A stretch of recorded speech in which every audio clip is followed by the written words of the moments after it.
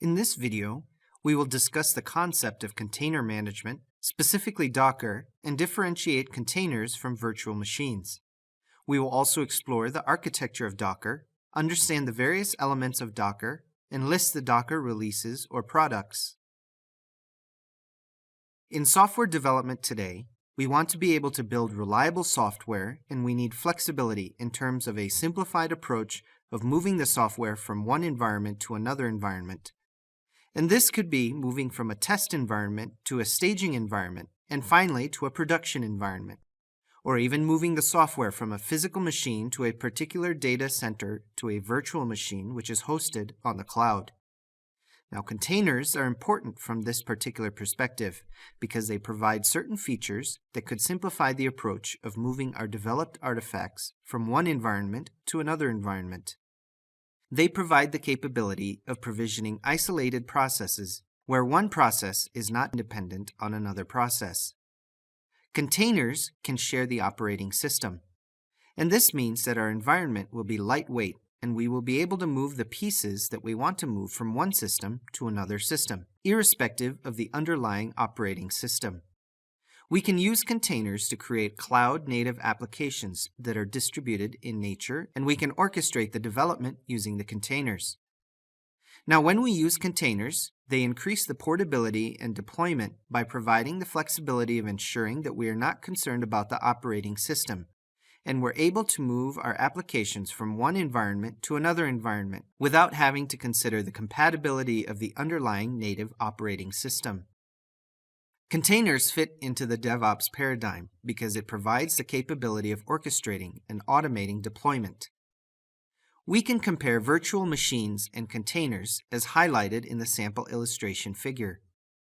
We can observe that virtual machines are built using the host hardware on top of which there will be a host operating system followed by the hypervisor. Now, each virtual machine will have its own guest operating system on top of which we can provision our applications. Whereas when we use Docker, which is a container, it provides the capability of isolating our application by deploying each independent applications on a container engine, where each application does not need to have its own host operating system or guest operating system. This, in turn, will simplify the layer and also provide capability of developing applications and provisioning them in containers that are encapsulated in the Docker engine instead of provisioning independent guest operating systems.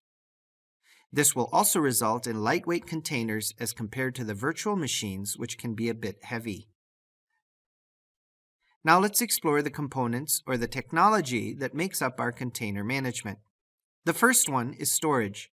We need to ensure that all the images that we are building for our applications and other supporting artifacts are stored in a registry, which in turn will be provided by any storage system. So any container mechanism, including Docker, must have specific approaches of handling storage. Scheduling and orchestration is another important aspect which any container services or container systems must be capable of. The objective of scheduling and orchestration is to simplify the administration so we can use the same container on various hosting environments. Another important component is security, as we want our applications to be secure and we want to protect the identities. As such, we need security implementations that must be provided by the containers. Networking various containers together and provisioning specific IP addresses in order to help build virtual network is another capability which is required in a container management system. Finally, monitoring plays an important role because we would like to track the behavior of the applications or the containers on the network where we have provisioned applications distributed across multiple containers. So container management system, specifically Docker, has to support all these 5 different technologies that can help us build isolated applications with their runtime environments. Having understood these concepts of containerization, let's explore what a Docker is. Docker is a tool which is designed in order to simplify container management and provide the capability of robust deployment and isolated applications which would run in those containers. Docker is an open source tool that provides open source operating system virtualization capabilities. Virtual machines provide the capability of virtualizing the machine itself, where each machine will have its own guest operating system, whereas Docker provides the capability of virtualizing the operating system itself, where each container will sit on top of the same operating system. Docker also reduces the number of systems that we would need in order to build our environments where we can provision our applications. This means that Docker will have a smaller footprint and lower overhead. Now, Docker is primarily developed for Linux, so Docker internally follows the file system principles of Linux. It also uses all the resource isolation features that are associated with Linux, so the kernel of Docker has been simulated considering the capabilities of the Linux operating system. Let's explore the architecture of Docker. Docker typically follows the client-server architecture principles, where the Docker client places requests to the Docker process, which runs in the form of Docker daemon. And the Docker daemon takes the responsibility of building, executing, and distributing the Docker content. A simple Docker architecture is illustrated in the sample figure, where we will find a Docker daemon which behaves as a server and the Docker client. We will also find a REST API which works as an intermediary access point or the interface between the client and the server. Now, the Docker daemon provides the capability of managing containers, data volume, as well as the network. When we provide all these together, we can safely state that the Docker architecture follows a client-server mechanism where the responsibilities are well distributed. There are certain important elements that we need to be familiar with in order to understand the Docker principle and architecture. The first one is container image. An image is a package which contains all the dependencies that are built inside the image itself in order to support the applications that are deployed in the container. The second element is a container, and the container is a running instance of the Docker image. When a particular container is instantiated from an image, it will contain available applications in a running state. The third element is tag, and a tag is important for image identification. For example, there can be two images with the same stack, but in order to identify those images, we provision tags associated with those images. Dockerfile is another key element in Docker management system because Dockerfile contains statements that can help build a Docker image. The fifth element is build, and build is an activity which can help build a container image.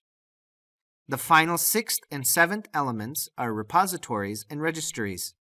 They are responsible for maintaining collections of image and providing an interface so we can easily locate images from the repositories by using the registry service. So we can assume that the registry service is an access point of a repository. There are different Docker releases and products that can help simplify application container management. Docker EE, or Docker Enterprise Edition, is a commercially supported Docker engine that we have to pay for the support services. Then there's Docker Community Edition, which is available for free. We can use this Community Edition in order to build containers and deploy our applications on them. Docker Engine is responsible for providing an environment where the Docker clients can place requests for building a container base. Now, we may not have Docker readily available for operating systems like Mac and Windows because it is built on top of Linux. In such cases, we can work Docker Edge Release, which can be used with Mac and Windows, but they are experimental in nature. Docker also supports cloud, so we can build containers using Docker and port the containers on various cloud platforms like Azure, AWS, as well as the Google Cloud. Finally, there are a few important components of Docker that help us simplify the way we use the Docker container base. Using Docker Compose, we can provision multi-container network and collaborated containers. Using Docker Machine, we can simplify the approach of providing machine capabilities to the containers so we can build clusters. And finally, using Docker Swarm, we can facilitate cluster management systems for Docker. From this video, we have learned of the concept of container management and the differences between containers and virtual machines. We have also explored the architecture of Docker, along with various elements, releases, and products of Docker.